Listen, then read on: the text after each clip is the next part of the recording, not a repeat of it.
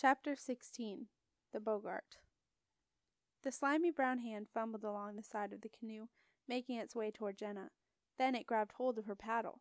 Jenna wrested the paddle away and was about to hit the slimy brown thing with it, hard, when a voice said, "Oi, no need for that."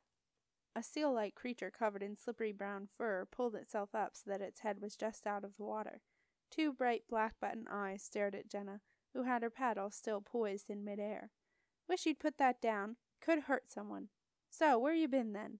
the creature asked, grumpily, in a deep, gurgling voice with a broad marshland drawl.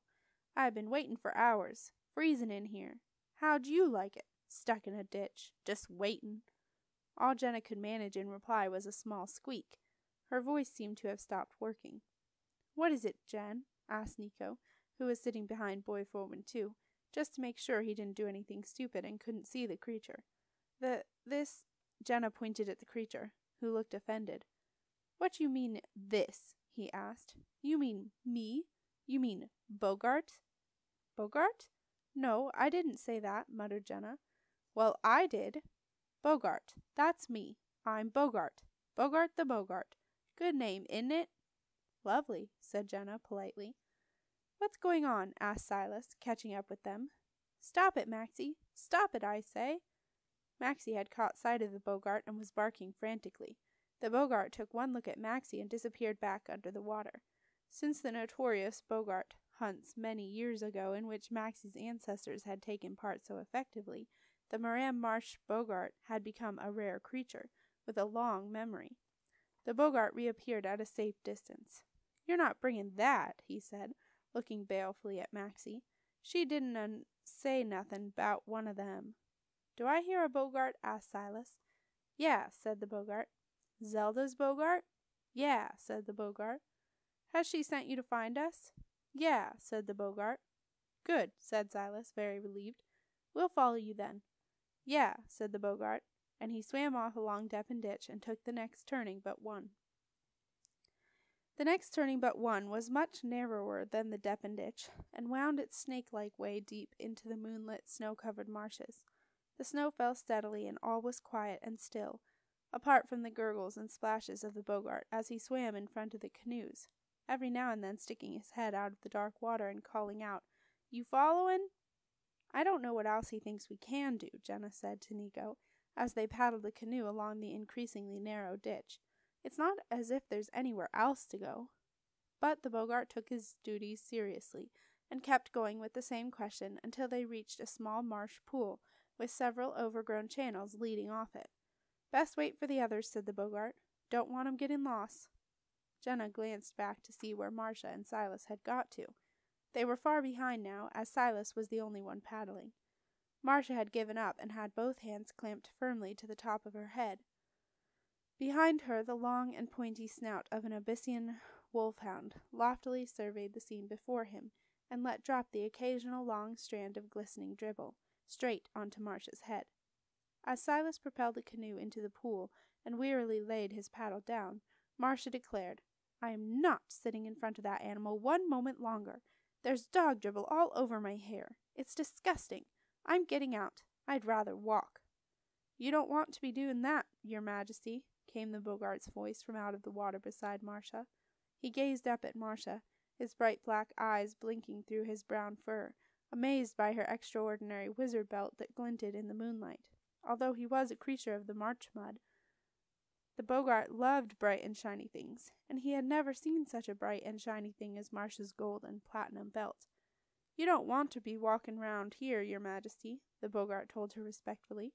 "You'll start following the marsh fire, and it'll lead you into the Quake Ooze before you know it. There's many as has followed the marsh fire, and there's none as has returned." A rumbling growl was coming from deep down in Maxie's throat. The fur on the back of his neck stood up, and suddenly, obeying an old and compelling wolfhound instinct, Maxie leaped into the water after the Boggart. "Maxie! Maxie! Oh, you stupid dog!" yelled Silas. The water in the pool was freezing.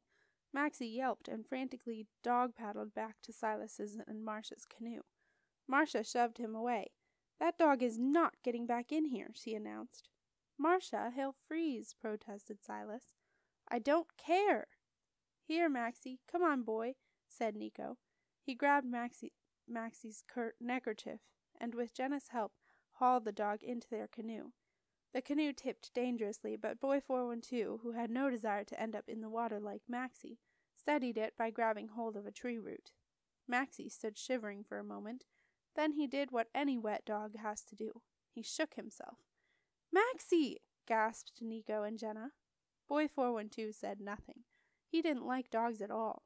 The only dogs he had ever known were the vicious custodian guard dogs, and although he could see that Maxie looked nothing like them, he still expected him to bite at any moment. And so when Maxie settled down, laid his head on Boy 412's lap and went to sleep, it was just another very bad moment in Boy 412's worst day ever. But Maxie was happy. Boy 412's sheepskin jacket was warm and comfortable, and the wolfhound spent the rest of the journey dreaming that he was back at home, curled up in front of the fire, with all the other Heaps. But the Boggart had gone. "Boggart? Where are you, Mr. Boggart?" Jenna called out politely.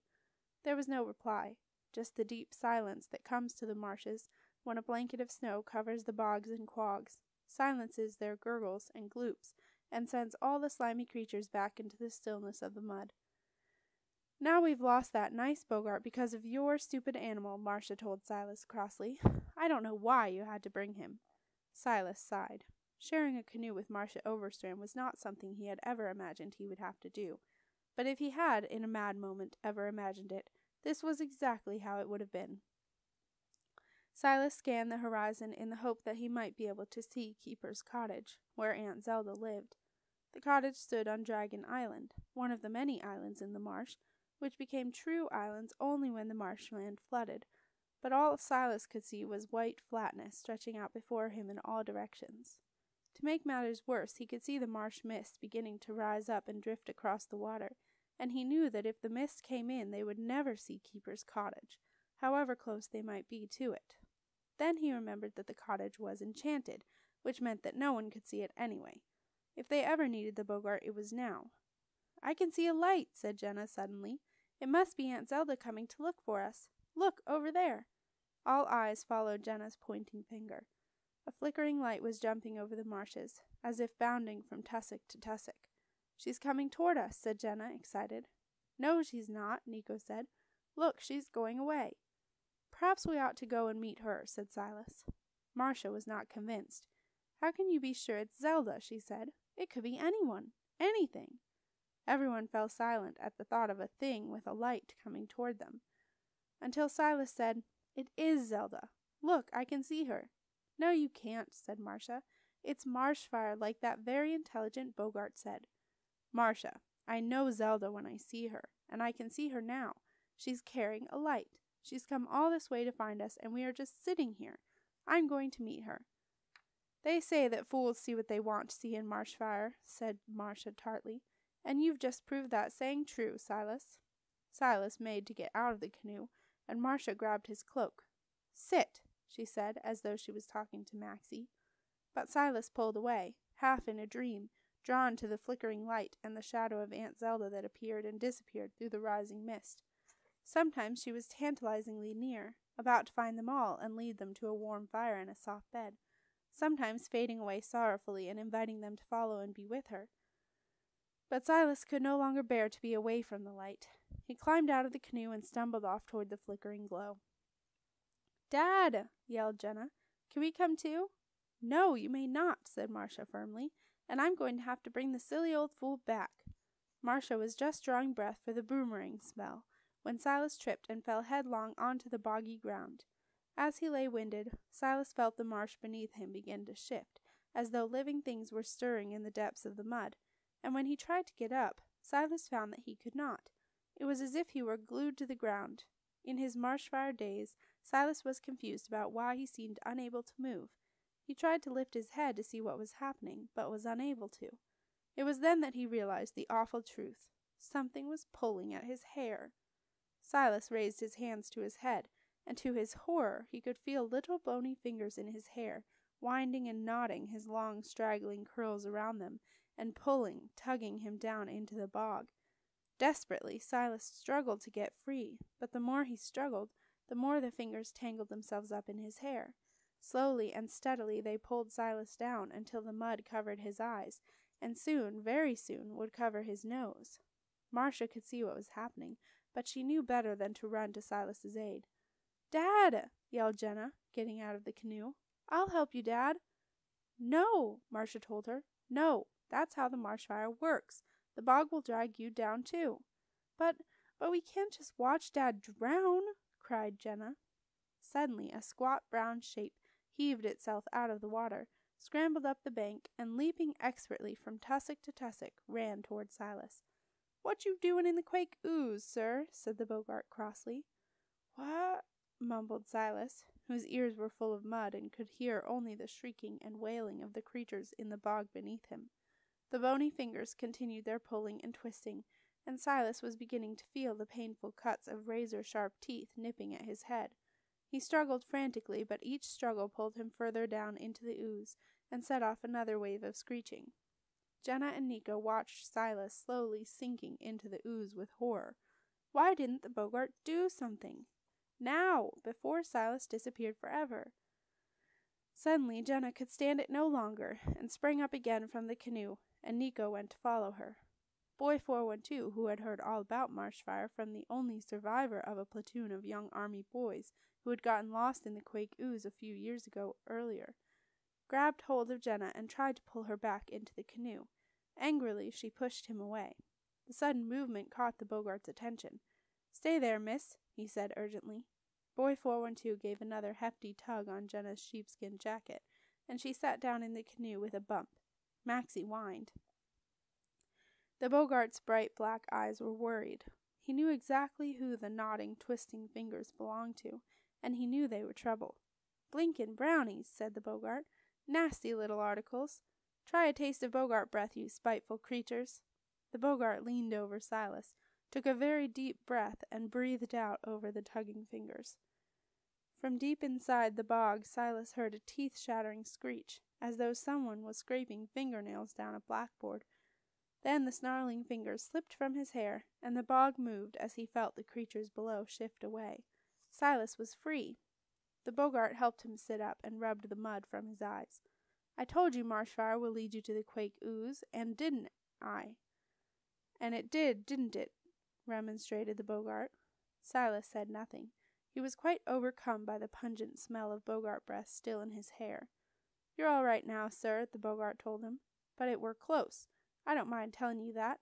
Haven't had to breathe on a brownie since they ransacked the cottage. Ah, Bogart breath is a wonderful thing. Some may not like it much, but I always says to them, you'd think different if you was got by the Quake ooze brownies." "Oh, quite. Thank you, Bogart. Thank you very much," mumbled Silas, still dazed. The Bogart carefully led him back to the canoe. "You'd best go in the front, your majesty," the Bogart said to Marcia. "He's in no fit state to drive on these things." Marcia helped the Bogart get Silas into the canoe, and then the Bogart slipped into the water. "I'll take you to Miss Zelda's, but mind you keep that animal out me way," he said, glaring at Maxie. "Brought me out in a nasty rash, that growlin' did. I is covered in lumps now. Here, feel this." The Bogart offered his large round tummy for Marcia to feel. "It's very kind of you, but no thank you. Not just now," said Marcia faintly. "Another time, then." "Indeed." "Right, then." The Bogart swam toward a small channel that no one had even noticed before. "Now, you followin'?" he asked. "Not for the last time."